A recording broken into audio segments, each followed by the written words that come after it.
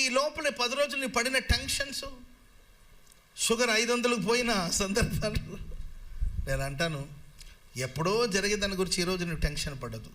దావీదుని దేవుడు రాజుగా పట్టాభిషేకం చేస్తాను, సంతోషం. Praise the lord.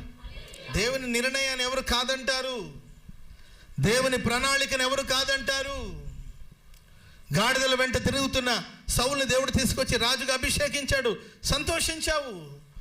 ఇప్పుడు గొర్రెల వెనకాల తిరుగుతున్న ఒక కుర్రోడిని తీసుకొచ్చి రాజుగా పెడతానన్నాడు ప్రభు. మంచిదే కదా, గాడిదల వెంట తిరుగుతున్న నేను రాజు అయ్యాను, నా తర్వాత గొర్రెల వెంట తిరుగుతున్న వాడు రాజు అవుతాడు, సంతోషమే.